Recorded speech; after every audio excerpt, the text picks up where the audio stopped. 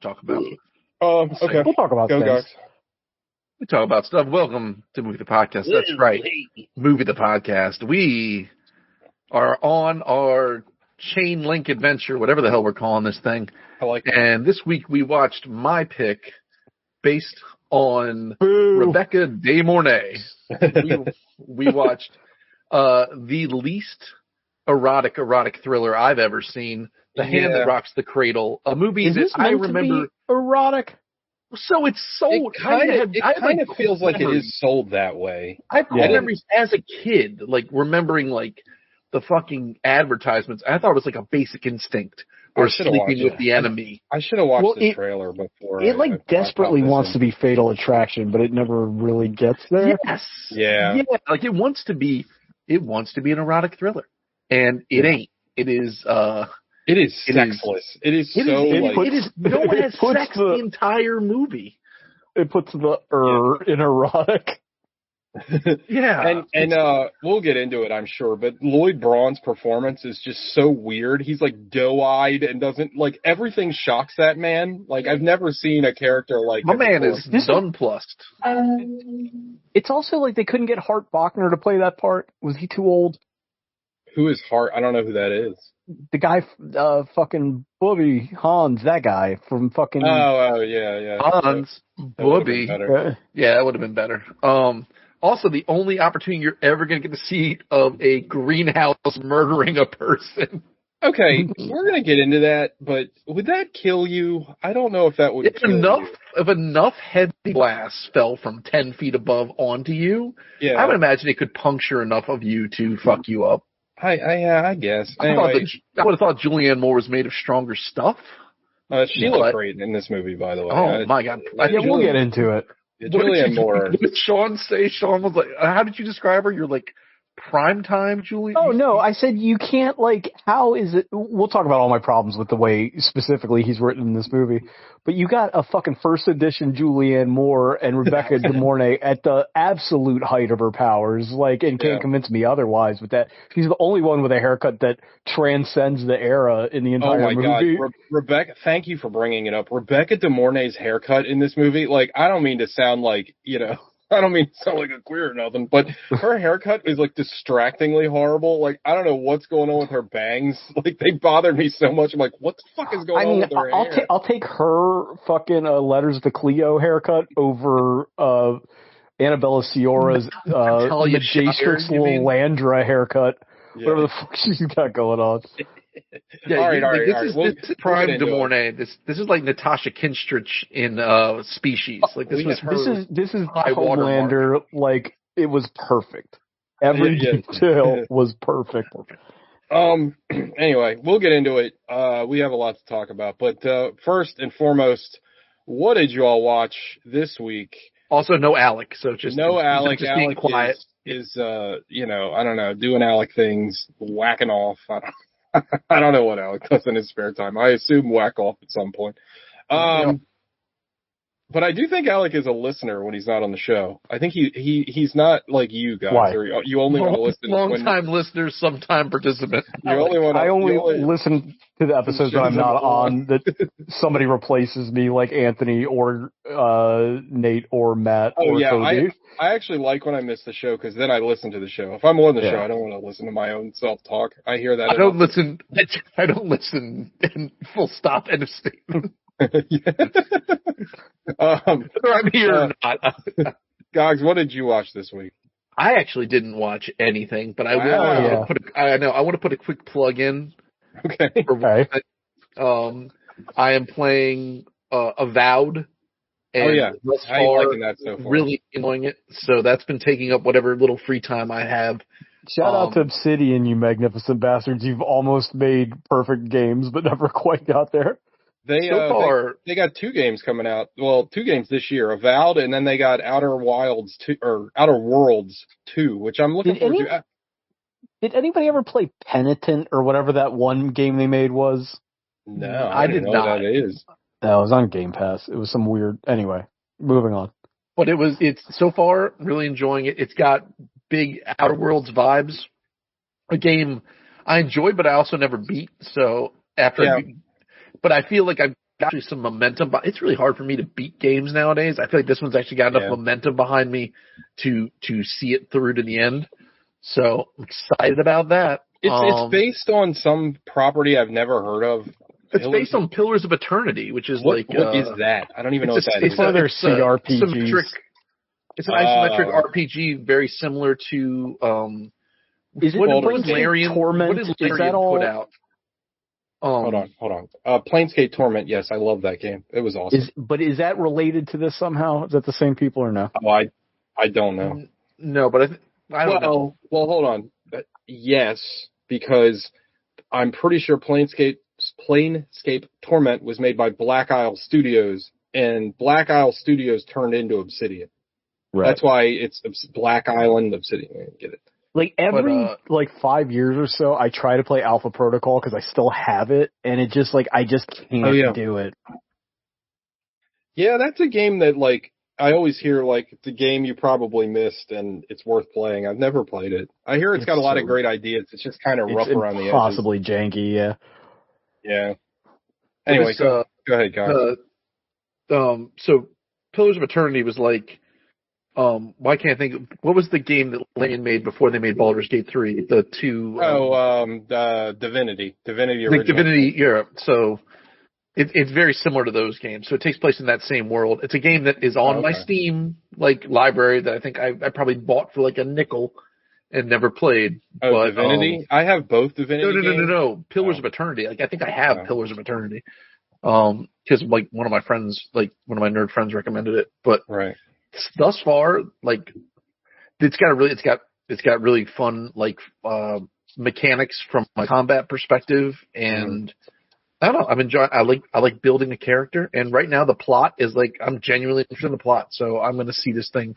I think I'm going to see this thing through. I think it's got enough oomph behind it. But other than that, how just briefly before you stop, how is the combat? I was a little iffy on it. It's great. I mean, I think it's great. It's action RPG, so it's not in some ways I'd probably say it's most akin to a Mass Effect, or where you are actively doing stuff, but you can go into a wheel that will kind of pause time, and you can give commands. Kind of go Dragon Age, like that. Yeah.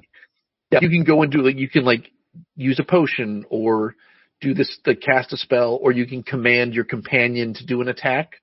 But everything else actually maps really nice to a controller, to do whatever. There's a variety. You can do silly shit. I've got I've got a sword in my left hand and a gun in my right, like a flintlock pistol. I like that. But then you can carry two, Diablo, you can carry two weapon sets at any time, so you can hot swap it. And then I've got a spell book tome and a wand. You can mix and match stuff. It's very pretty. It's very colorful. The voice acting so far is good. So. But it's on Game Pass, so it don't cost nothing. Is it woke? It might be woke, but right now, you know what? I'm good with that. If woke just means you give a shit about other people, then I am woke. So we are the wokest podcast out there. Just let it be known. If you're not woke, don't tune into the show. But don't worry, we will objectify women later. So absolutely. We're not that woke. Yeah, calm down on that. But no, that's it. I meant to finish Civil War. I still haven't had a chance to do that yet. I've also been watching a lot of Workaholics again because I need a comfort show. And then, so Workaholics still great. I've been rewatching Bob's Burgers, with my kids, still great. And then that. Liz needs something to get her over the hump with all the nonsense going on. So she started Reno 911 from the beginning. Not yet, but we'll see. I'm rooting for her. I worked on her profile the other day. No sweat. But she started Reno 911 again from the beginning, and I've been enjoying that with her. Why? Man, that show was just so good, so good. But anyway, no additional films for dogs. All right, pass the mic, my friend. I didn't watch any movies either because movies are bullshit. I watched. True. There's a show on Apple TV called Bad Sisters. It's about 5 Irish sisters trying to kill their brother-in-law, and he's fuck. It's fun. He's fucking Castro. They just can't. They try to kill him in all these spectacularly goofy ways. It's not bad, but I mean, it's like anything else that revolves around, because he's dead at the beginning of the show, so it's got that problem where it's got to work backwards for 15 episodes, and it gets a little long in the tooth in parts, but I enjoyed it. Yeah. Gogs, the reason you didn't finish Civil War yet upon your third viewing or whatever is because the movie's not very good. And I'll stand by that. Well, I don't know. I'm waiting to get to the end to confirm that it's not very good, but I'm just trying to. The ending is the only part of the movie that's like even remotely good, and even that I feel like is kind of stupid. And that's where I'm at right now. So you think? Yeah. But I'm sitting here with a half an hour left. Like I saw the Jesse Plemons bit, and I was like, oh, pretty good. But underused, underused Jesse Plemons. Dogs, watch Kinds of Kindness sometime. You'll get your fill of Jesse Plemons. He's really good in that. Oh yeah. And it's Yorgos Lanthimos, but I think it's more approachable. I think, right? Is what no. It's not at all. His least approachable. It is maybe his weirdest film. But you know what? I will say it's approachable in the sense that most of it is it's funny. It's very funny. Well, I mean, there's a couple parts that aren't funny at all, but the parts that are fun, I can't spoil it, but there's one scene that's I still think about. That's just fucking hysterical. Sean, it might be Emma Stone's best work. Videotape scene. Yeah. Oh my god. Yeah, I'm a big fan. Love that movie. Yeah, that's great. Well, I will go see. And you can watch it in parts because it's 3 vignettes. You can watch one of them, go dick around, do whatever. Yeah, they're 3 movies that basically don't have anything to do with each other. Love dicking around. My favorite. Same cast, all playing different characters in all 3 vignettes. Mm-hmm. Love it. Yeah, but love that for me. TJ, I watched the 3 things. 3 things. One is incredibly brief. I watched this documentary on Dee Dee Ramone called "Hello, Is Dee Dee Home?"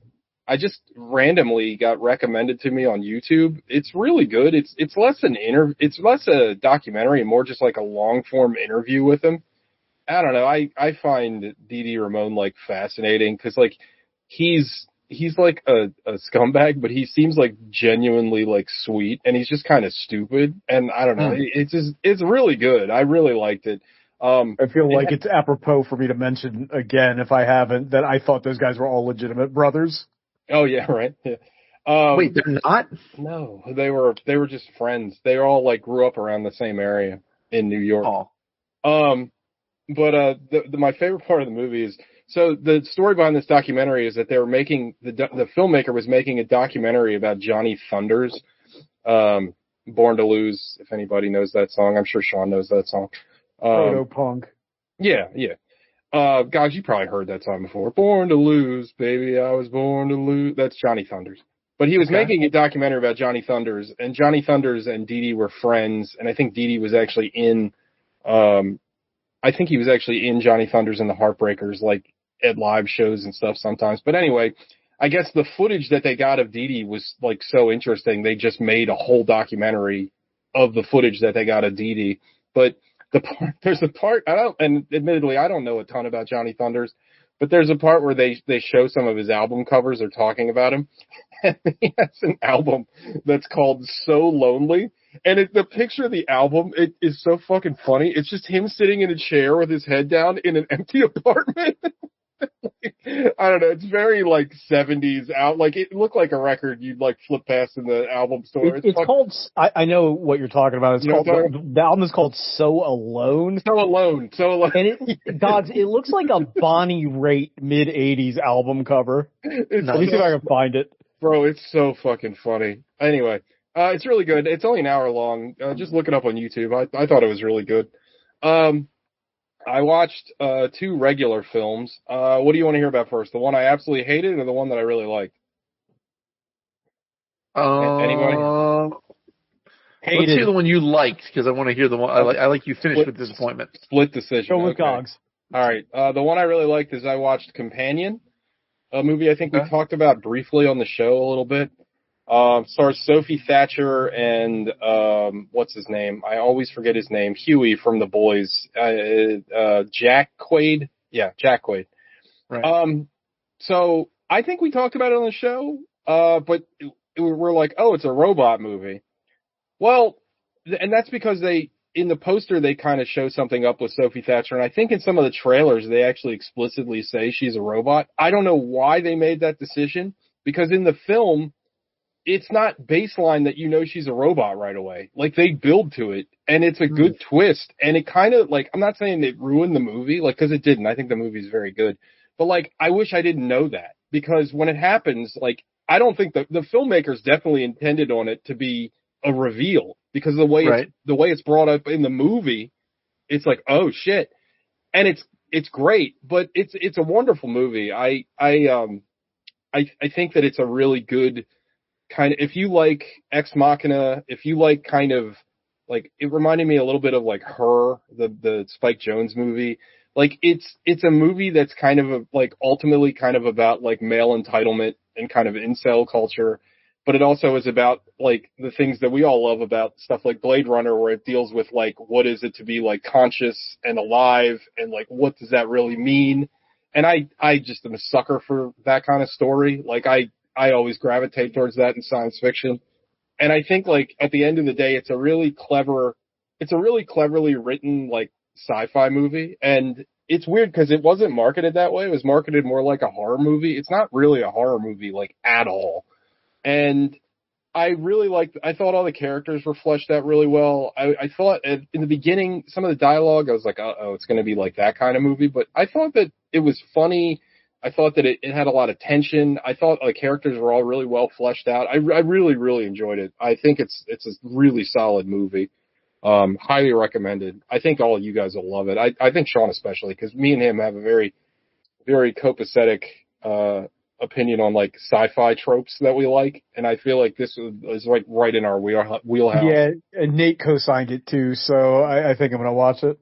Yeah, and, you know, I'm sorry for saying that she's a robot for any of you that didn't know, but again, it's all in the marketing, and I don't know why they did that, but it's really good. I highly recommend it. I really, really enjoyed it, and I think Sophie Thatcher is fantastic. I'm a big fan of her, and she like carries the movie. I mean, the movie is basically just her. Like, she's on screen, you know, 90% of the time, and if her performance is bad, the movie would tank. And she does a great job. She brings a lot of emotion to the character. And I really, really liked it. It's a movie I could definitely see myself rewatching very soon, because I thought it was really, really good. Also, Jack Quaid is very good at playing the guy that you think is like sweet and kind of innocent, and then like flipping a dime and being like a fucking entitled scumbag. Like, he's very good in this movie. Like, I think he's kind of quietly becoming a very good actor. Like, I really liked him in The Boys, and in this, he's excellent. So, and also I appreciate him for recognizing the fact that he's a Nepo baby and being like, yeah, that's why I'm an actor now. Like, there was that article in the New York Times like last year, and everybody was upset about it. And he's like, no, I understand that I've gotten advantages that normal people don't get. He's like, what am I supposed to do? Not take them? Like, he's like, I recognize my privilege. He's like, I'm like, yeah, good for you. But anyway. Yeah, and he's a good actor, so, you know, I mean, it's not like he sucks. He's not like fucking M. Night Shyamalan's daughter, who's horrendous. But I guess he was really lobbying to play Superman, and he didn't get it. That would have been terrible. I'm sorry, I don't see that at all. I just can't. I can't. He is very tall, I guess. I guess they could pull it off. I mean, if tall does not a Superman make. Yeah, but like, if you really look at like Christopher Reeves, like, he wasn't like particularly like built or anything. He had a chin for it though. He had the fucking jawline. He skipped leg day a lot. Hey. Okay, now let's move on to. It's got to be. I mean, obviously, we're just starting 2025, but this has got to be my most disappointing film of the year. If it's not, I'll be shocked.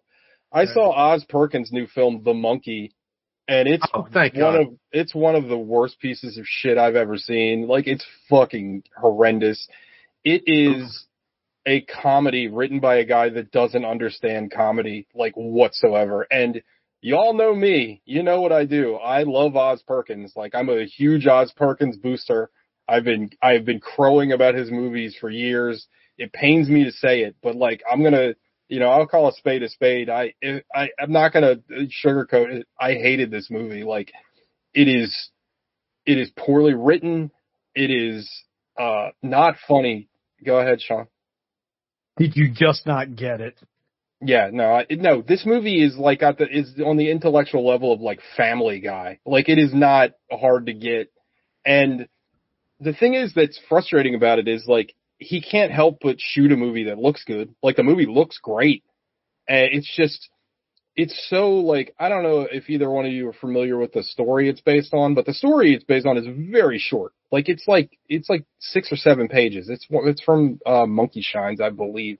Might be Skeleton Crew. I don't remember. Skeleton Crew. It's a very short story. Literally, it's just about this guy who feels like his life is cursed, and every time something wrong happens, there's one of those little drummer monkeys around, right? It's very simple.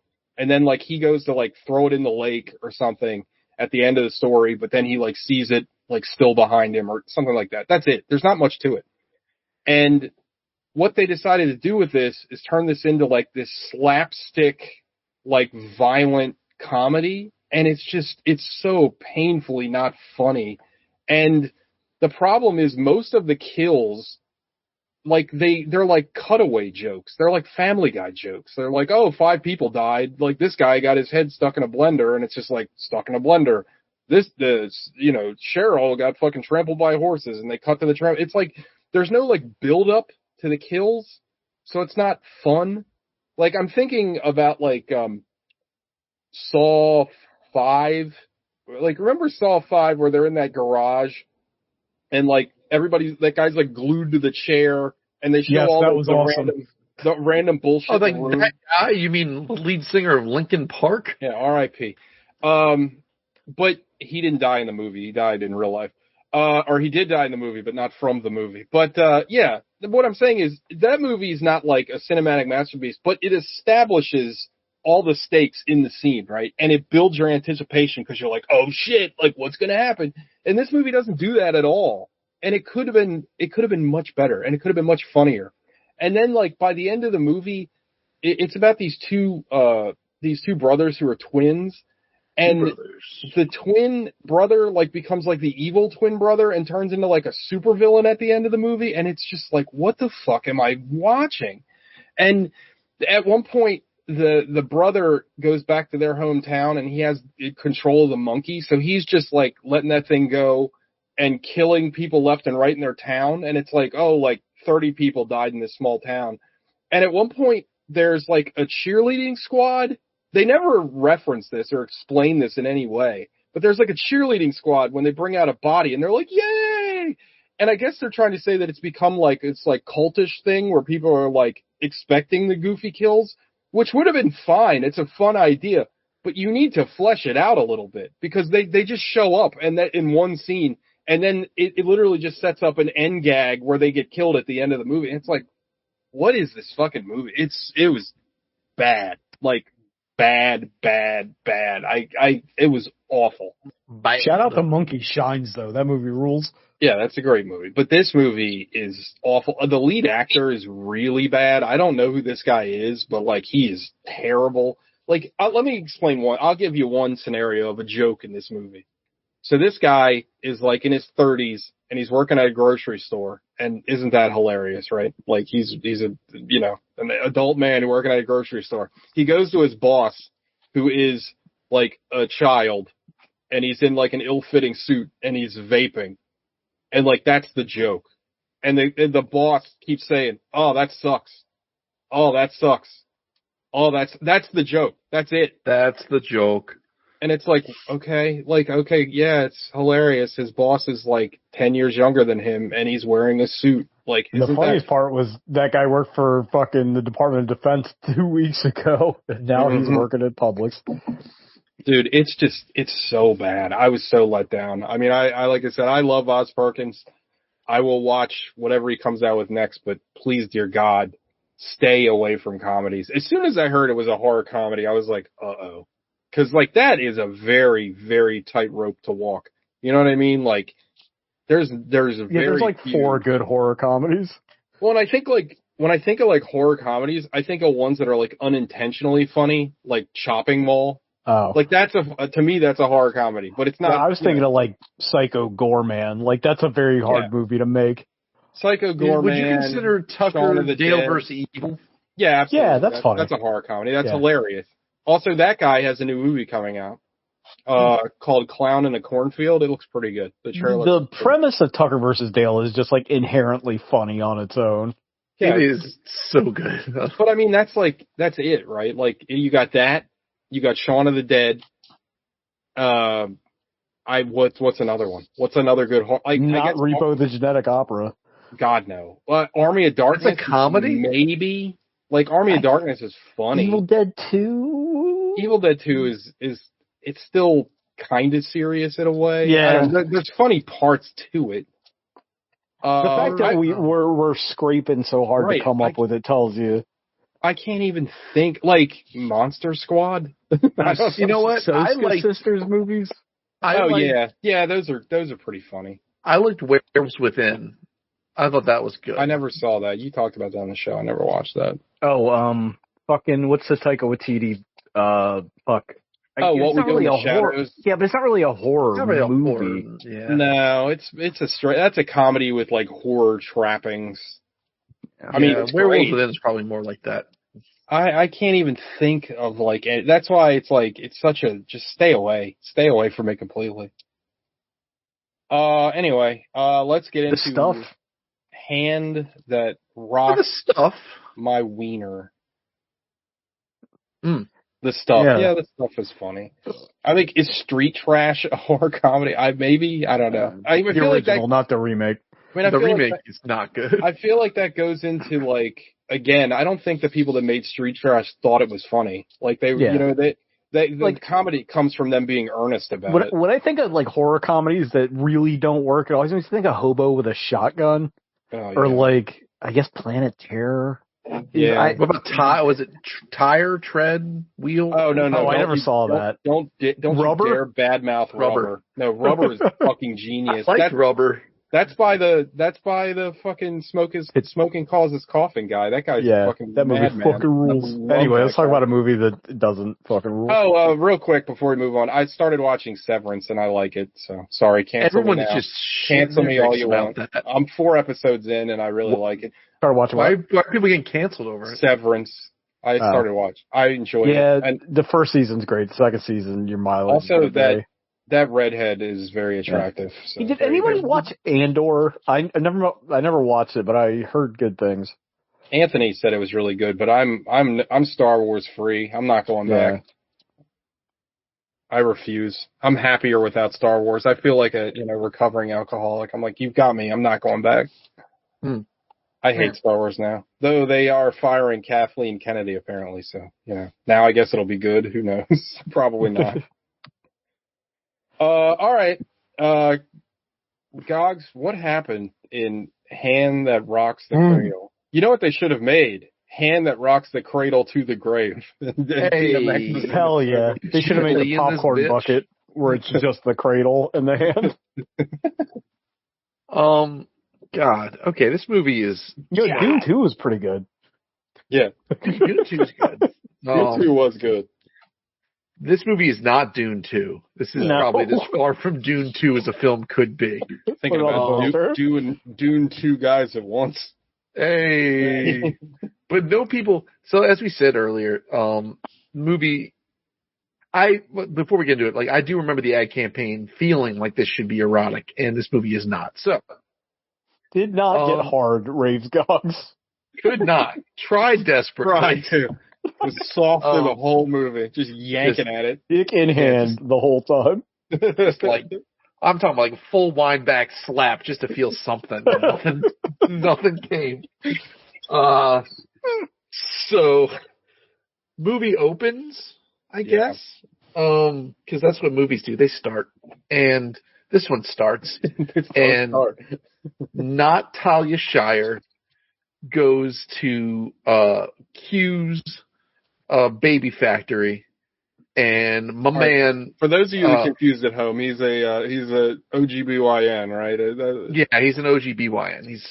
So Q from Star Trek's a baby doctor. Okay, I want to talk about this scene. We'll keep going because I'm gonna get. Go ahead. All right, no. So he goes. So she shows up, and I guess this is their first meeting. Like, I don't know, she just moved to town. I think she just moved to town. Just skip to the part where he just fingers her crazy style all over the place.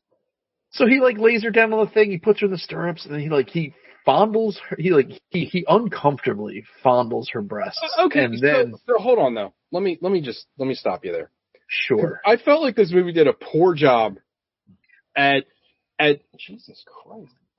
This movie did a poor job at illustrating what went wrong, at least to me, because I get what the scene set up, right? Like, the doctor is there, the nurse that's with the doctor, she leaves, and then he's like, she cancel appointments. The woman getting the Talia Shire lookalike, she's like, oh, it's weird that I'm going to get a full examination like this late into my pregnancy. And he's like, well, you're a new patient and I want to do it or whatever. Right. I get all that. It's uncomfortable. But like, I don't know, like the only reason that I knew something that was wrong going on is because they played like the evil music. Cause like, to me, he just looked like he was, I don't know, he looked like he was doing a check. No, his facial expressions were very like. But he looked weird in general. Like he just when he took like his gloves off, TJ. Yeah. Like, he took his gloves off and like dropped it. Like he did that thing where he faked with the condom. Let me point out too that I was on my phone looking at TikToks through most of this. He was also rubbing her tit while he was like fingering her, and I don't think that's typical. Hold on, no, he wasn't. Yes, he was. Yeah, he was. He was giving her that's the why I said he did it crazy style. Like, he went all in. I missed that. Yeah, he was also he was tuning in Tokyo and checking the oils simultaneously. Let's be honest. Like, unless he is like a gynecologist to the stars and is a billionaire, there is no chance Rebecca De Mornay is that broken up over John Delancey. No shot. Could not happen. That house was dummy thick. He was bringing in the moolah. We've talked about this a lot on the show, but as far as like movie houses go, that doctor house was sick as shit. Like, it looked so awesome. It was like overlooking, it was like a cliff in Malibu. It was like where you would find like very high-end pornography would be shot there. I'm not making this up. I swear to God, I totally missed like the fondling and fingering, like completely, to a point where I'm going to watch it in the background to catch this on the Plex. I was saying in the group chat, like, he was doing that thing, like, at the end of Snowpiercer, where you find out the kids are replacing stuff, and then one kid sits in there just putting his hand in it, out like that with the oil. Oh man, I'm telling you, elbow deep. I completely, like, he could have pulled the baby out right then. He was so. You guys can't hear that, can you? No, I can just hear that. Right. All right, good. No, he was like combing the baby's hair. Yeah, he was. It was graphic and it was uncomfortable. Also, not for me, because I totally missed it. Well, when you actually watch this 10 seconds, you're going to feel like such a tit. I know. I'm doing it right now. Oh, wait, I thought it was in, like, the very beginning. You get introduced to Ernie Hudson. Wait, no, it's not. First? Yeah, this is about, I'm looking at the movie now. We're about 10 minutes in when this happens. Okay, well, all right, well, so let's run it back. I'm watching it in real time right now. In real time.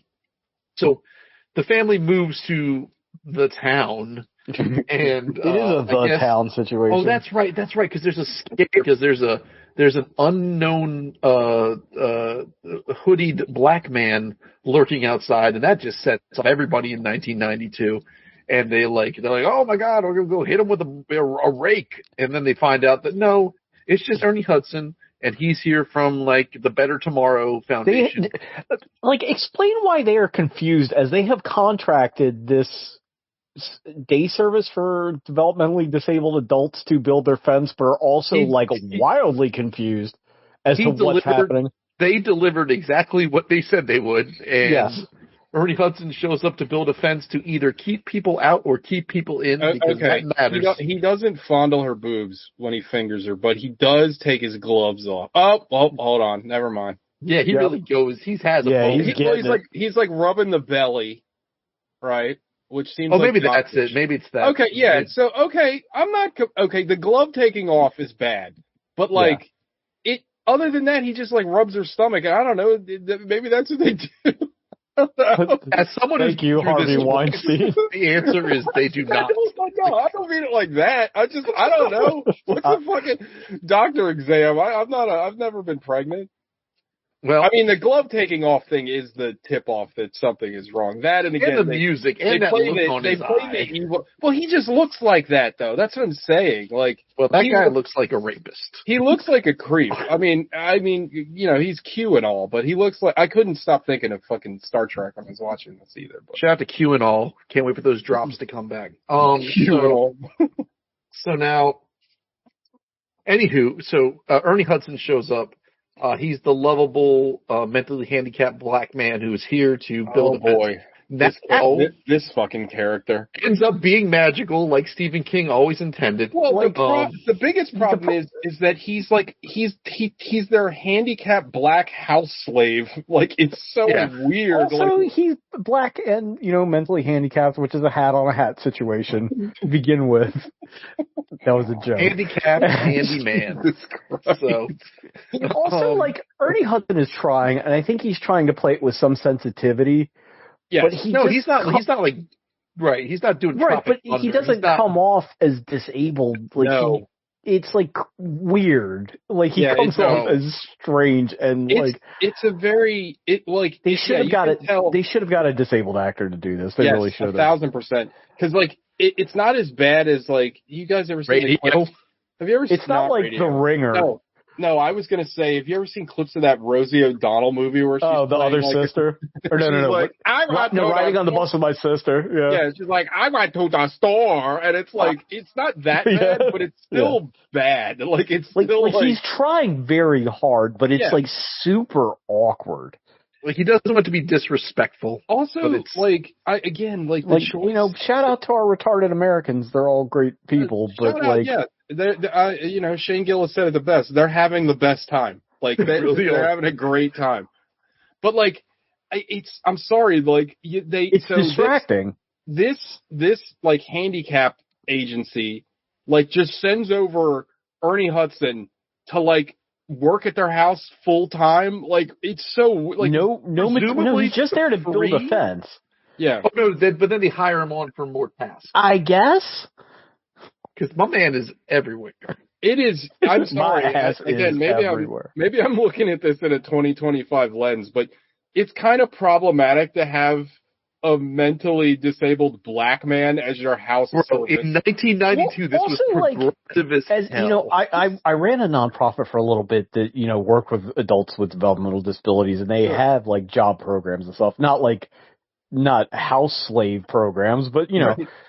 Usually when you take, you know, these cats to the job, at least the first day, somebody goes with them to introduce everybody and make sure everything's copacetic. They don't just like turn them loose and like with no materials, no instructions. He had his work. Like he had his stuff, but like there's nothing on site. Right. Yeah. Get a PO number and go down to Home Depot. Like, what the fuck? Get it done. Also, like, what is Hart Bochner's job in here that it's like, are they just charitable or is like, look, this is the cheapest way we can get the fences to like exploit these like retarded men? Well, he's like a research scientist or something. Like, I cannot wait to talk about Hart Bochner's fucking performance in this movie. They are paying so many people to do I don't know what when, you know, Annabella Ciora's entire job is volunteering at the community greenhouse 2 days a week. Right. Yeah. Yeah. And then building her own death trap greenhouse later. Anyway, sorry. So let's start. So Ernie Hudson shows up. They immediately put him to work because progressive politics. Talia Shire, because of woke. Yeah. Talia Shire gets treated like a Muppet, and then she leaves. Okay, it took me a second. And then she's like, she gets savagely fingered, but not while her boob was being touched, so it's okay. Yeah, I didn't say that. That's not what I said. Jesus Christ. Yeah. I'm saying that the film doesn't do a wonderful job at illustrating what happened. The film doesn't do a wonderful job, full stop. Yeah. Yeah, fair. Okay. Also, I brought this up in the group text. I know it has nothing to do with like the overall problem of this movie. Movies are not lit this way anymore, where it's like they're in the hospital room and it's just like a garage floodlight pointed at some wall. Like, it is bizarre looking. The whole movie, except for the end, ostensibly takes place solely at noon, but it's like dark everywhere they go. Go ahead, Gog. I'm sorry, I didn't mean to not recognize your point of order. No one reacted to my gaslit joke, and that pissed me clean the fuck off. That was a good joke. My brain I may not have got it. Yeah, I thought you meant like gaslighting, like the psychological gaslighting. You meant like how the film was lit. The movie. Oh, okay, now I get it. I get the whole it now. movie's gaslighting. Oh, jeez. Yeah. I'm giving you gold here, people. I don't know, not your best work. You got to play to your crowd. We're stupid as fuck. It's no Golemite or Staredevil. Staredevil's amazing. Well, anyway, so she gets blasted. She goes and sees her husband. She's like, "We need to find a new OB." And he's like, "Why?" She's like, "Call the lawyers." So then the lawyers get turned loose, and now we're accused. And then on the news, they're like, "Oh, by the way, this guy has been fingering people nonstop." Would you name the victim by course name? Not. Of course not. And then hey, and she was the first one to accuse him. Like, what the fuck? She's not suing him. He ruined Rebecca De Mornay's whole ass life. Yeah, and it seems like a lazy writing thing where they're like, shit, how's she gonna know? And they're like, I don't know, just tell them, say it on the fucking news. I don't fucking know. I got fucking dinner plans. So Q's in his office. He is being sued to pieces because after Talia Shire came out, 4 more women came out. The other 4 women are suing him, but she's above that, even though their money situation is curious at best. My man takes the shortcut home. This is one of those movies where it's like back in the 90s, your husband could be like a nebulous research scientist and provide a house, comfortable living. Also, you can hire slaves. Partially due to the impossibly horrendous drip and the haircuts in this, everybody appears to be 47 years old, but they're actually, I think Annabella Ciora is like 29 or 30, and Hart Bochner is like 32. That blows my fucking mind. So Q decides to have a 9mm sub for dinner, and then hilarious suicide scene, by the way. Very like old style TV where you see the gun and then it pans. It's like the scene in The Dark Knight Returns where that general gets caught and shoots himself. Right. Yeah. So then, as a result of this, Rebecca De Mornay. That what counts as comedy nowadays? Rebecca De Mornay, who is with child, presumably also has been fingered by her husband. That's not how babies are made, Cox. I don't know if you know this. I don't know, man. He just flicked it in there from all the other women. He grabbed it from someone the sperm off of. So they find out that because of, and I don't know, I guess this is also how lawsuits work, because all these women are suing dude, and dude is not here no more. They are leveraging the estate, so she is basically broke, penniless. She has no control of her assets, and she's pregnant. That causes her to faint and to lose the baby, and there's nothing funny about that, so we're going to move on. She then decides to go on that revenge tip and finds out that the woman, the original accuser, fucking Adrian, needs a nanny so that she can work because in the backyard of her own house. Right. This woman does nothing. She has a volunteer job at a greenhouse, and she doesn't wheeze a lot. My wife works twice as hard, times as hard as this woman. My wife, with 2 children, and we don't have if my wife had asked me for a nanny so she could spend more time in the backyard, I'd be like, lady, what? This is like peak like white people in the 90s too. It's just like these people are rich. Well, it is important to know that they have to hire her because the retarded slave agency has explicitly forbidden Ernie Hudson to hold babies for some reason. So now that is an important plot point that is addressed verbally. Yes, Yeah. absolutely.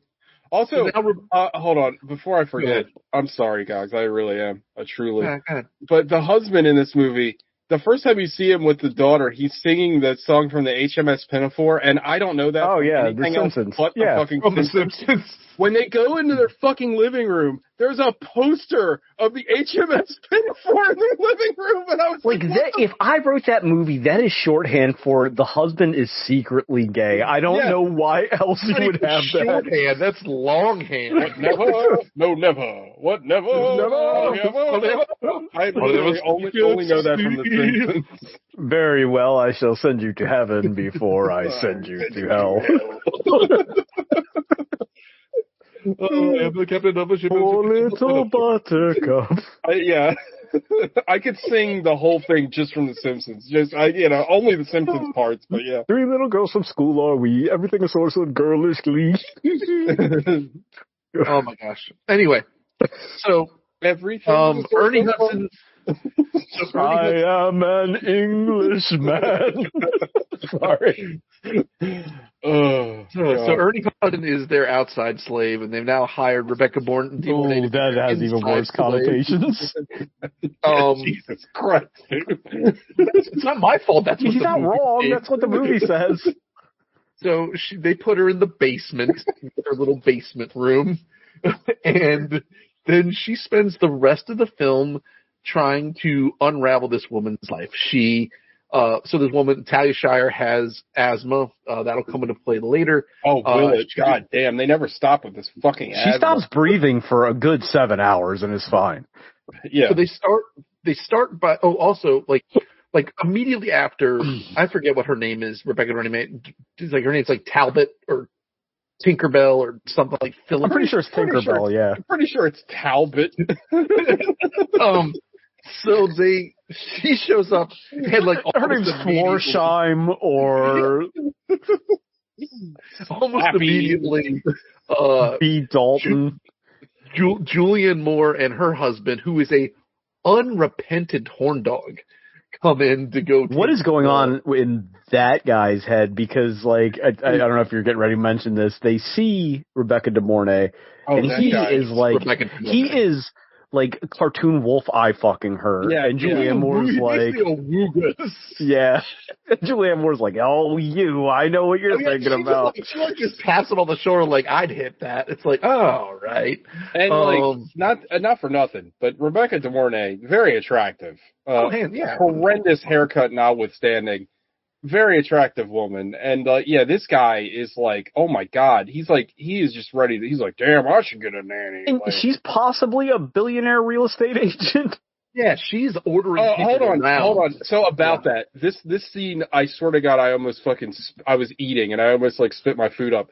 There's a part in this dinner scene coming up where Julianne Moore's like, well, you try to do everything your husband, bring home $30,000 a year. I was like, Jesus fucking Christ. Like, what the fuck? Even adjusted for inflation, that's not BMW Power Lunch hiring Harvard graduates as your secretary money. You know what I mean? Yeah, those shoulder pads. I'm sorry. I think she might have said 50, but it was very low. Even still. Yeah. What's 50K in 1992 worth? I'll find out. Thank you, Google. It's worth about $112,000 today. That's pretty good. Livable. So now, but not like the way she's living. Yeah, she's living like Hollywood real estate agent. Or just agent. Period. Yeah, smoking hard and crossing double yellow lines to go. Does anybody else cringe when people smoke in movies? It's like not in movies, but in like a restaurant. I can't imagine eating around people smoking. I know we did it for years in a restaurant. I don't even remember. I don't remember that. I really don't. Shout out. We used to be a proper country. Shout out to the Bennigans in Laurel, where the smoking section was Section 8, which is kind of funny, and they were the best tippers. The people who would tip you the most money were the ones truly enjoying their meal with a cigarette, and they were maybe 3 feet. They were on like a platform, like 3 feet above the rest of the restaurant, if that was keeping the smoke away. I worked in Laurel around there when I was a teenager, around there, and that was like a very popular date spot for people who had hustling jobs Like, you know, shit. Yeah, sure. yeah. Sure. I'm the best tippers. So shout out to all the people that would smoke and order like rib and rib and shrimp combos and big old shout tall out beers. to black dudes in Laurel smoking Newport Kings driving Infinity Q45s in 1999 and 2000. You guys were the salt of the earth, and I miss you very dearly. Shout out. 100% tips. I'm telling you, the best. Yeah. So anywho, so these two show up. They take her out to dinner. We find out that Lloyd Braun only smokes around Julianne Moore. They're chatting. They're having their moments. Meanwhile, Peyton, her name is Peyton, Rebecca De Mornay's character. Not Talbot. Talbot. Go with Talbot though. I like that better. I like Talbot better. So Talbot is down in the basement showing like old vampire movies to the daughter to try and I guess win her over as her new cool mom. Right. And so basically the entire movie, it's very boring. And it's not sexy. I was waiting for this movie to get sexy. It has a couple frames of sexiness later. So Rebecca De Mornay does the following thing. The Shire's earring kept falling out. So then Talbot was like, "Oh, the baby almost choked on this." Like she keeps doing these things to undermine. You find that Lloyd Braun and Julianne Moore used to be an item back in the day, and then she convinces Lloyd Braun to have a surprise party. He left her for reasons I can't begin to guess to be with Annabella Sciorra, who is an attractive woman. You know, sans that haircut, but not even in the caliber of either of those two. If I wrote this movie, right, he would have been fucking all of them. Because that's interesting and that builds a conflict, but he's morally incorruptible somehow. It's there's only one woman for me. There's no tension in it at all. There's not even there's not even a hint that he's either way. There's no the wife. I mean, at the end of the movie or towards the end of the movie, they try to build the wife feels that he's cheating on her with Julianne Moore, he doesn't ever give any. It would have been a better movie if even there was hints of that, because they just talk and they're not. There's not even flirting. And they're but they hang out with each other too. It's not he's just running away to hang out with her all the time. There's one instance where she gets snitched on. He gets snitched on by the fucking dry cleaner. Sir, you can tell this movie doesn't take place in Baltimore because that wouldn't happen. Right. Also, before I forget, this is a very minor thing. If I come downstairs, right, and my housekeeper, my inside housekeeper, is picking ice up off the floor and putting it back in, you're fucking fired. That's gross. Why are you doing that? Yeah, that is disgusting. That is weird. Well, anyway, also I forgot to mention this. Rebecca De Mornay is actually breastfeeding the infant because she planned this thing out. So here's a point of contention. She planned this thing out so far that she went and she also has this plan instantly when the John Delancey blows his brains out. So she is sitting on weird shit 24/7. You don't just come up with this. She makes sure that she's basically making sure she's a wet nurse for the opportunity to then invade this woman's house and breastfeed her at night. So now this woman's life is her baby doesn't want to be around her. Now her daughter's turned against her, and now she thinks that her husband, who is an absolute rock, is having an affair with his old lover. And by the way, Ernie Hudson was painting the gutters or whatever and caught a glimpse of Rebecca De Mornay breastfeeding little Joey, and then she gets in his ass and then sets him up on that pedophile tip. And guess what? The family turns on him instantly. Sends his ass a packet. Well, hold on. You missed. The Rebecca De Mornay planted the little girl's underpants in his toolbox. Yes. Yeah, but the girl, he has again made no indications. Simple, sweet. She loves him. There's the girl has said nothing. Says nothing after the fact. Rebecca De Mornay, who is they're obviously catching weird vibes off of already. Just throw this in there, and it's get out of here, you fucking retarded pedophile, you, on your bike that we just bought. I shouldn't. I mean, whatever. Cancel me all you want. The scene where Rebecca De Mornay dresses down Ernie Hudson is so because it's like it belongs in like a Harmony Korine movie or something. Yeah, like it doesn't fit this movie. Not work in this movie. This like hey, bloodless movie. Yeah, Hey, are you looking at me, retard? Yeah, it's like Jesus Christ, lady, calm down. Don't fuck with me, retard. Like I was like, God damn. Okay. Yeah, so it's like also, this movie works how many way times better. has Sean said that to me in real life? You know? Yeah. Like, all right, man, calm down, buddy. But it's usually like when I'm just like in your ear When we're making love. Yeah. This movie works way better if Ernie Hudson is like Hart Bachner's little older brother, or he's like related to the family, because like it's like they love him and then he's gone and then he's just back there for some reason, and like it just doesn't make a lot of sense. There must have been The Shining, the way he magically reappears to save everybody. Like shipped away, he's right? He's shipped away, but like shipped away like 5 blocks away from their house? They do make a point to say, and we'll get to it later, but they do make a point to say, it's like, oh, by the way, they re-released radio back into the wild, so if he shows up, heads up, like, yeah. I mentioned this in the text, you're talking about, this is what, 92? Yeah, 92. You've got Ernie Hudson, who is a big man. Yeah. He is a big black guy. Yeah. He is retarded. And he is an alleged pedophile. And this company's like, yeah, we'll just cut him back loose in the suburbs. They would have executed him. Like, no shot in 1992. They're like, yeah, that's fine. Just go. Well, it would have been the Green Mile all over again. Yeah, you can go, like, awkwardly put posts in somewhere else. That took you a half an hour to put that bird bath up, but whatever, that's fine. I don't understand what's going on. Yeah. You and Mr. Jangles are in trouble. Mr. Jangles. But then he ends up Scatman Carruthering his way back into the plot. But where were we? So, Rebecca De Mornay is just taking Talia Shire's life apart brick by brick. She convinces Lloyd Braun to have a surprise birthday. Bro, he sucks in this movie. He does suck in this movie. But God, aren't you with me? Does this not work better if he's fucking at least one of these 3 women? It works better if he's at least attempted, something.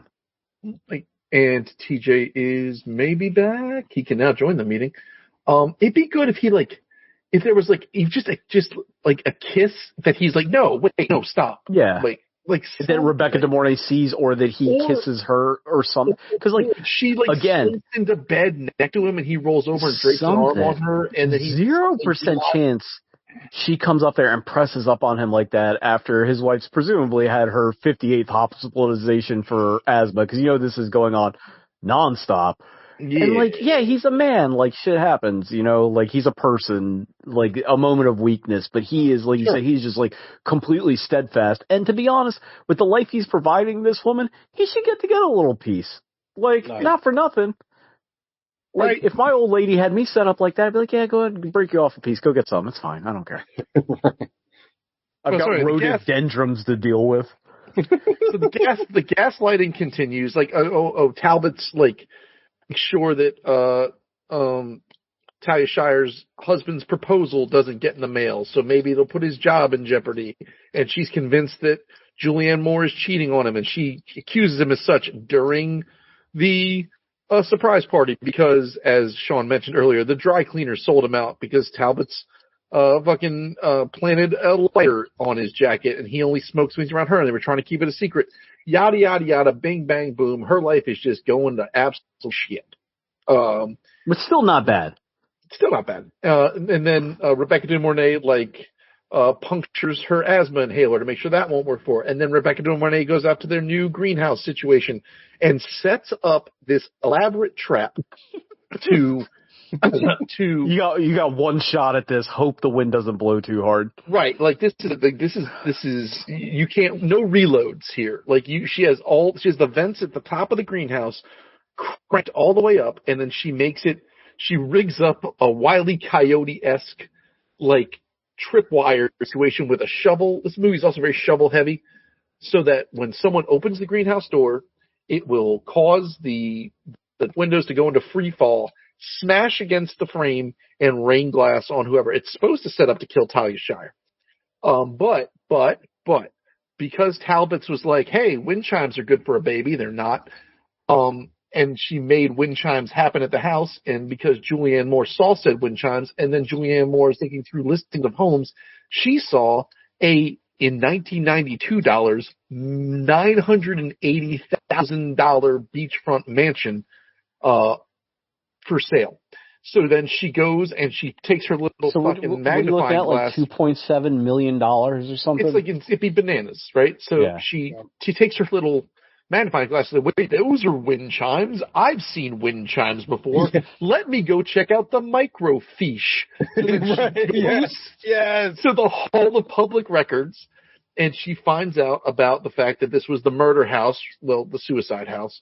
And then she looks at the pictures and she sees there's Talbot's. And she's like, oh shit, I better drive very recklessly to go warn my friend. I could tell that from this 13p photograph. Also, like, it was so fucking hilarious, her, like recklessly driving to get there. Like, it was like, okay, like, you could have just... Well, she was using her Sports Illustrated football phone to, like, try and reach the woman, but she couldn't find her anywhere. She's like driving she called the house, and Rebecca was like, well, she's not here. And her inside slave is like, what do I tell the people? It's like, you have a Harvard education. You figure it out. I'm abroad, and I'm in a movie from the 1930s. Shoulder pads. I'm smoking with the fucking windows up. Yeah, so then she's hauling ass there. Get out of my way, God damn it! And Talia Shire's at the volunteer plant factory, and Steve there didn't realize she was there. Otherwise, she would have gotten the message. So then she shows up, and Rebecca Monet is like so much time at this fucking community garden that like you can call her there. Like it is, people think like, oh, I should call her there. That is fucking bizarre. Yeah. So then De Mornay maliciously eats a green apple. Julianne Moore shows up. Julianne Moore accuses her of being who she is. And she's like, well, Talia Shire is out in the greenhouse. Go check her out. And then she's like fucking eating this apple. I was like with a knife like right next to her mouth. And then Julianne Moore walks in, knocks over the shovel. The glass rains down on her. Just cuts her to ribbons allegedly, and then Rebecca De Mornay makes sure she's At this point, if you're Julianne Moore, boy detective, like, and you just dropped this bombshell, are you then going to be like, okay, I'll go see for myself? It's like, no, bitch, right? Yeah, we're going down to this greenhouse. No, I think I think that actually made a lot of sense because it kind of worked. But Julianne Moore's character was very much "fuck you, I'm eating." Like she's just going to do her thing. Yeah, but she just blew up her entire spot, and then, like, she's like, oh, I'm sad now. She's in the greenhouse. It's like, I'm going. Maybe it's a product of our time because we now expect people to act in the most insane ways possible as humans. Yeah. But, like, later in the movie when they accuse her of being a bad person, they're like, just get out of the house and give us the keys. Like, you're clearly a psychopath. You're not just going to listen to these orders. But we're going to just trust you. We're not going to call the cops. We're not going to do anything. We're going to kill you. Like, right. You cannot be trusted. Correct. So anyway. Go set up the greenhouse. So Julianne Moore got, and then Talia Shire comes home and sees that she got, and then that inspires an asthma attack that almost gets her. And that throws her into the hospital. It got her. So now she's in the hospital. Now De Mornay is being DeHornay with Lloyd Braun. Is this before or after she puts like the perfume in the asthma thing? That was after, right? Or before? This was during. Okay. So then De Mornay tries to get it on until she dies with Lloyd Braun. Lloyd Braun's like, there's only one woman for me. And then fucking Talia Shire gets back from the hospital and everything's kind of hunky-dory until it's not, because then... Bro, she has an asthma attack and she's laying there for... how long can you just not breathe? So I thought for a second, I thought this movie was going to be really interesting and actually kill her. That's what it seemed like. I was like, that's something. Like, that's different. Dogs, you're a scientist, or as close as we have on here. Like, how long can you not breathe without suffering some kind of permanent brain injury?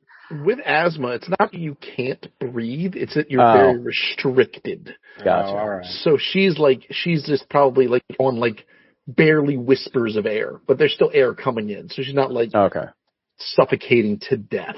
Yeah, because I thought they literally killed her. I was like, wow, I didn't see that coming, but nope. Nope. Yeah, I mean, it would have been interesting. At least it would have been different, you know? So now she gets back out of the hospital and she realizes that Talbot has implanted herself even more into the situation, and she's like wearing her bracelet. She's like, she feels very disconnected and upset and mad. And then, and forgive me, I do not recall what sends her to go to the house. What sent her to... Somebody saw the fucking... I don't know if the assistant calls. She gets the word about the newspaper article from somewhere. Also, wait. Doesn't this movie make a little bit more sense if, like, she sees Rebecca De Mornay doing this shit throughout the course of the movie and nobody believes her? Yes, absolutely. So she goes... Hold on. She goes to the real estate lady's office. She's in the real estate lady's office, and she sees the listing. That's what it is. And she sees that the listing was for Dr. Mott, who... So this newspaper's doing a lot of heavy lifting in this movie, by the way. Julianne Moore put 2 and 2 together because of the wind chimes. She sees that the listing on top of her paper was for this Dr. Mott home. So then she goes to the home. She sees that the nursery is set up in the same way. She finds out that the family lost a baby or whatever. She sees the breast pump there. And then she's like... The fucking realtor in that scene kills me. He's like, what kind of toy do you think that is? Right. Like, I mean, I'm a fucking idiot and I know what a fucking breast pump is. Like, calm down, man. So then she comes home. She tells Lloyd Braun what's going on. They kick her out. Right? Send her away. Like, this is preposterous. I won't be recommending you to my friends. Get out of here. Right. And then lo and behold, you goofy bastard. She lures Lloyd Braun downstairs with opera music, brains him with a fucking shovel. He goes ass over tits over the railing. Also, what a high ceiling in that basement. That was like a good... Also, he's fine, too. Like, he is not... Well, pause. He is not fine because out of his own mouth, he says, I've broken both of my legs, which I find interesting later. Well, he's a scienceman. So now... and you can only smoke in the lab sometimes. Yeah. Right. So now her and De Mornay get into a shovel v knife fight. Her daughter squirrels away with the baby, and then they do a little switcheroo with a baby monitor. At some point, there's a shining break through the door minute where Talia Shire... shout out to Rebecca De Mornay, her best part of this movie, where she's just beating the fuck out of that door. Like, that actually works in a better movie. Yeah, agreed. Like The Shining, I guess. So they think there's more fighting going on. Rebecca De Mornay is about to give Talia Shire the old coup Gracie, but she's faking an asthma attack. So she's just like, I'll let you just die that way. I'm going to go back to hitting the retarded fellow with this fire poker. Oh, he is in the attic holding the baby. Yeah. Yeah. He has just appeared. He's just appeared somehow, like through The Shining or whatever. So then... I'm glad I'm not the only one that was confused. I was like, where did he come from? He came from a different draft of this script is what happened there. Where you see him back on the streets after they released him into the wilds, where he's like... Well, there's a point where he's like... Isn't he like following Rebecca Mornay on his bike at one scene? I think so. I don't know. And then fucking... Talia Shire pops back up and she's like, not in my house, bitch, and then gives her a fucking spear through the goddamn attic window. Yeah. And Rebecca De Mornay gets impaled like Big Business from The Crow. But she doesn't get impaled, though. Doesn't she just crush the fence? No. It's set up to be impaled, but like I don't think it actually was. I don't think so. Bloodless. Hold on, I think I still have it up. Or maybe it was Big Time. What is Michael? What is his name? Is it Big Time Top or Dollar? Big Business? Top Dollar. That's Top Dollar. Yeah. Shout out to The Crow. Much better movie. Great movie. Yeah. Solid movie. And then everybody's like, well, we're going to live here for the rest of our life, even though there's been 2 murders, and we've got our lovable, mentally handicapped so she's like, keeper back. Do you want to hold the baby now that, sorry, we thought you were a pedophile and ruined your already probably very difficult life. And then they wander out with no regard for the father who is downstairs presumably bleeding to death from eternally. All right, let's see here. Not impaled. Sean's entirely right. Like, it is set up like she's going to be impaled, but she just kind of mashes the fence. I guess they couldn't have the money they didn't have impale money. And I guess somebody did call the cops, because the cops do arrive. They ask 0 questions. And, well, this is like the whitest neighborhood on earth. So another white lady crashing out a window and hysterically falling and crushing a fence is going to draw a bit of attention. And that's it. That is the movie. A movie that was like. Also, this movie hilariously has like TV credits, because like the movie just ends with a picture of the house and the credits rolling over it, like, which just, I don't know, it's Days funny. of Our Lives. This is funny looking to me. Like, at least go to black. Like, why are you showing the house? Movie's weird. TJ used to ask a question on this show, like when, before everything went woke, where he'd be like, is there a good movie in this movie somewhere? And I would say yes. Like, yeah, this I agree movie, completely. everything is there, but whatever, it was like they did all the fucking resolutions on opposite day or something. It's like whatever the correct decision to make filmmaking was, they went the opposite way. And it just makes it this like bloodless, I think God's called it, boring, like, I don't care about any of these people. Like, the only person I care about in this whole movie is Ernie Hudson. Yeah. And, like, it's hard to even get too invested in him because he's like, no, okay. He sounds less like he's mentally disabled and more like he just got here from Ghana and learned English this week. You know what I mean? Like, he doesn't seem like really slow. He just seems like he's having an issue navigating the language. Is he mentally handicapped or is he nervous? Right. Yeah, it's rough. It's very rough. That whole character you could have just written him out of the movie or come up with something better. Like, it's a very strange choice. But, yeah, and it's just, it's not, to go back to your question, Sean, like, the setup is actually pretty good. Yeah. Like, the setup for the movie is good, and, like, all the mind fuck shit that Rebecca De Mornay does is interesting.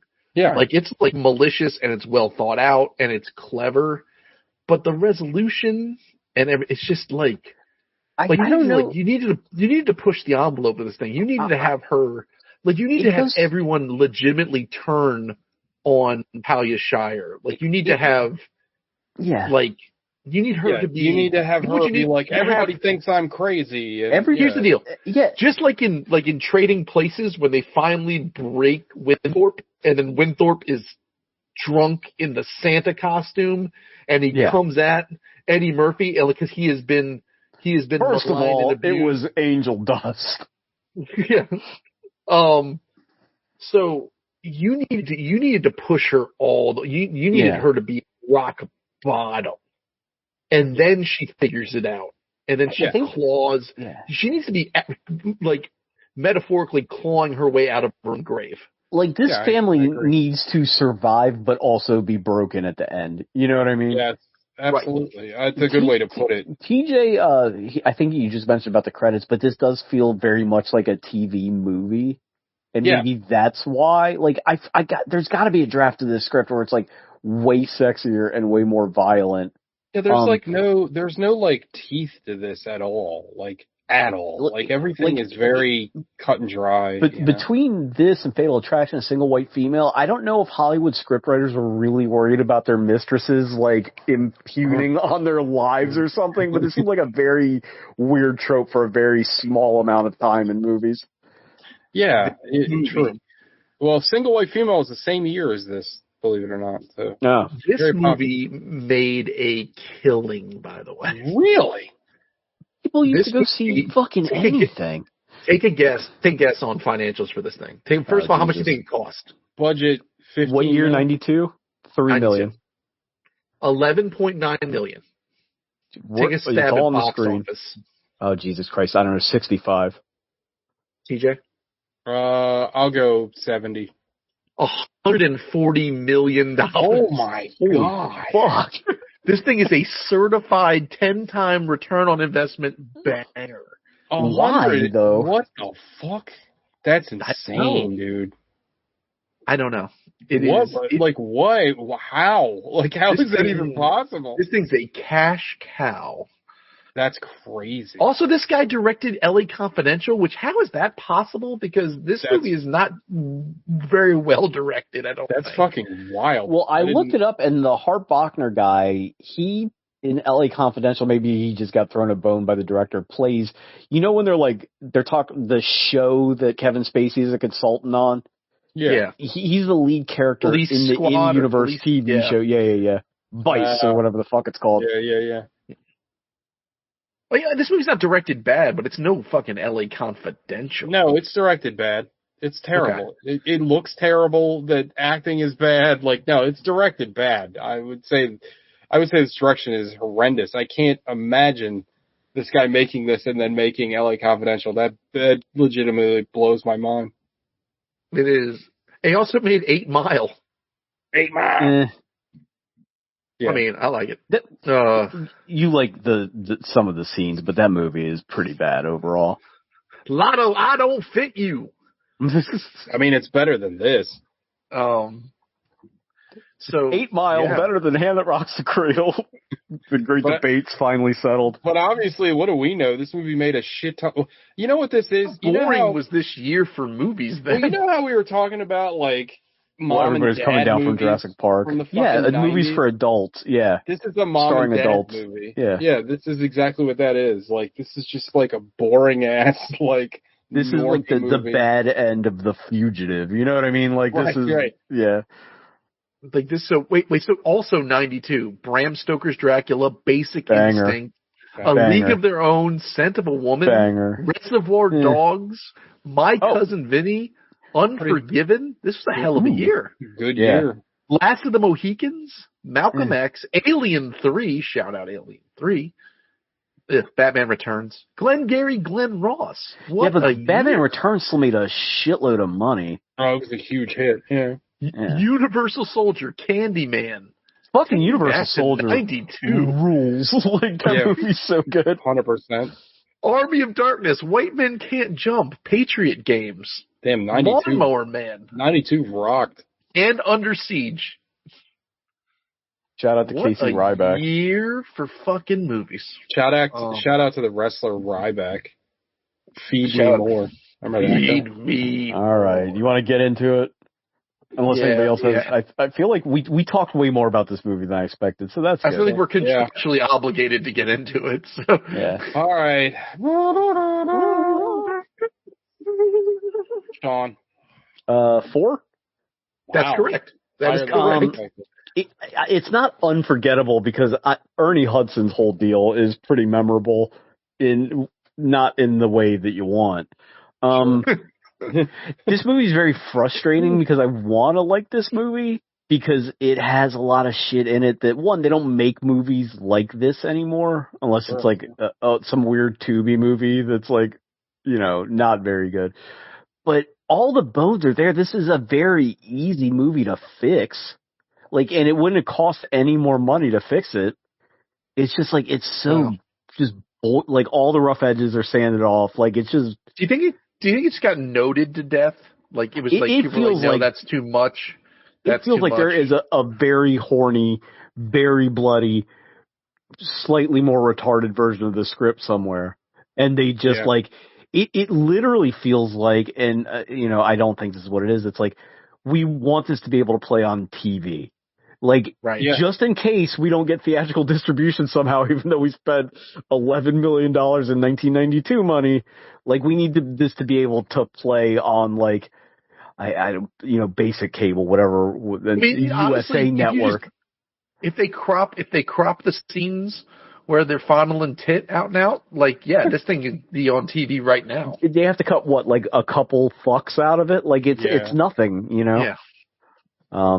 But this movie is like, there's a better movie underneath this screaming to be born. It's just like, they beefed it somehow. They fucked it real bad. I don't get how, but, Gogs. It's also 4. It is, I agree. I won't forget it, but like I kept wanting this to like. I'd never seen this movie before, right? But I do have like distinct memories of watching network television and the ad campaign for this movie and be like, that seems like a sexy thriller. And I was saying that at 12. It wasn't. It was so, it's like so, it's so like toothless, like Sean's saying. It's like, it's weird that it found a market, but I guess it's sort of like, it's like sort of a safe, unerotic thriller. 9.5 weeks had already come out by this time. You know what I mean? Like they had horny movies in the movie theater. It came out the same year as Basic Instinct and The Bodyguard and Lethal Weapon 3 and Aladdin. So like, what a year! The sexiest thriller of all, Aladdin.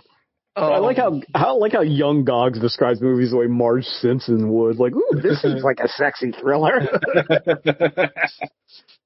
Oh, shout out to 1992, Honeymoon in Vegas, and Mo Money. I can't stop now. But yeah, I mean, I'll remember it, but it's just like, why?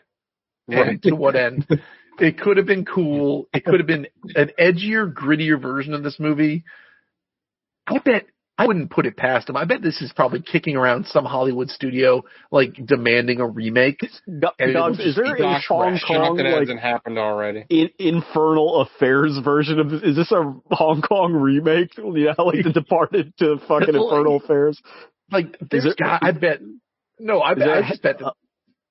A Handu that rocks the cradle somewhere. Yeah. You know, let Korea catch a whiff of this and make up something good. Oh, fuck yeah. I don't know. But the guy that made I Saw the Devil make this movie again. Oh, right, because guess who knows how to do vengeance movies really well? The Koreans. They love it. But that was it's just toothless. And if it was edgier and grittier, it could have been cool because the concepts aren't bad. TJ. Yeah, I agree. It's a 2 for me. I hated this movie, man. I thought this movie, this movie, had no grasp on my attention span at all. I just liked the handicap abuse. That was the only part of the movie I thought was funny. I agree with you, both of you guys completely where like, you know, the essence of drama is conflict, right? And no one is really conflicted. Like, the other thing, I thought the movie could have been better if they framed it differently. Like maybe if we didn't know who Rebecca De Mornay was, and like, yeah, that's a good point too. Oh, that becomes like a big reveal, or isn't that a better movie? Like if you're right, she just shows up, and then maybe through the course of the film, you find out about the doctor, you find out about all that. And then it's but you don't even open with the finger. No. Right. Oh, no. You got to keep the fingering. Well, yeah. I mean, you can it's for part of the picture. Well, you can flash back to it, but like, I don't like the structure of the film. I think it's more interesting. And to go back to Sean's point, like to me, if I had this premise in front of me, you don't know who Rebecca De Mornay is until like it's ultimately revealed, right? And again, you could play both sides because the wife could see things and like maybe she's losing her mind, or maybe Rebecca De Mornay. You gaslight the audience, like you don't realize that. You make it suspenseful. You add drama because could her husband really be cheating? Well, exactly. Lloyd Braun could really be cheating with his old flame because maybe the old flame, instead of the way they frame it in the movie, where like him and his old flame are just buddies, have been buddies forever. Maybe she comes in from out of town, or you know what I mean? Like, make Ernie Hudson an actual threat. Like well, you cut Ernie Hudson out completely. Like, that character is completely ridiculous. Like, I don't understand it. I don't get why they did it. And then their ultimate choices are, again, like, he's mentally handicapped, and he's a big black eye, and he's a slave. Like, what are you doing? Like, it's like, did you just have it's offensive on a lot of levels. Yeah, it never stops being offensive. And I just feel like, again, the screenwriter had some personal peccadillos he needed to work through. Yeah, I mean, it's like, I don't get it, but to go to Sean's point, yeah, I think you could take the bare bones of this movie and make something interesting. But like, it's a It's a sexy thriller that's not sexy. It's not a thriller because it's not suspenseful because you know exactly you're with Rebecca De Mornay through all her little schemes. So like nothing's even surprising. You know what's going to happen. You're not like tense because this movie has no And maybe teeth. you could even, since you bring that up, maybe you could even, if you want to get real weird with it, you could make it like a villainous thing and you're actually following Rebecca De Mornay on her revenge plot and frame her as like the protagonist even though you know she's fucked up. I got a pitch for you. You make it a comedy, and every time Rebecca De Mornay does something to gaslight Talia Shire, Ernie Hudson's character somehow inexplicably undoes it so that she can never get her gaslighting complete. I don't hate that either. That's not bad. I don't know, man. Like, this movie really sucks. It was really, really boring. And again, I think that the premise is good. And without being able to cite examples, I swear I've seen this plot in other movies. Or at least heard about it, but it's the progenitor of every like Lifetime movie that everybody made fun of. Yeah, 100%. Yeah. But yeah, this movie sucks. It's terrible. Don't watch it. What do we want? What do we got? It's Sean's pick. Oh boy. So, just so you know, because of the format, we now have the opportunity, and I've colluded with TJ on this, and Alec's not here to stop it. To do the funniest thing ever. So, TJ, I think we can announce the next two picks. No. So I'm going to go with Julianne Moore, who stars with Wallace Shawn in a movie called Vanya on 42nd Street. Yes. Which is about a play. To be followed by My Dinner with Andre. Boom. Okay. Starring Wallace Shawn. I thought you guys were going to go Penitentiary. I thought you guys were going to go do. We've already. You're going to make us watch somehow. I know, but I thought you were going to either make us watch. The alternate choice was the Stars again. Was a Todd Haynes movie called Safe, which looks really interesting. But like, when would we ever have gotten to My Dinner with Andre? And we have referenced that movie between just the movie itself and The Simpsons for 7 years. So what is the movie we're watching next week again? Vanya on 42nd Street. And this is the Julianne Moore movie. David Mamet's adaptation of Anton Chekhov's play Uncle Vanya. So I'm sure Alec's not going to be involved for the next 2 weeks. Strap in. So wait. So we're going. So let me make sure I got the path right. We're doing Julianne Moore to Vanya on 42nd Street. Yes. Correct. And then we are doing. Then we're doing Shawn. Yeah, with My Dinner with Andre. And that's TJ's pick. Mm-hmm. And then I don't even know who else is in My Dinner with Andre, so it might get real weird for a couple weeks till we struggle back to the mainstream somehow. It's going to be Alec's pick. You're putting the new format to its limits. You're really pushing it. You're pushing it to its breaking point. Yeah. Because the cast is 4 people. Yup. Oh shit! Well, we still doing birthday picks? Because my birthday. It is my pick, so never mind.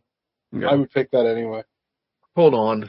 TJ, I got it. I will give up my birthday pick to you for going along with this plan. I'm going to go with it. I love it. I think it's great. No, check this out. We got options. Okay.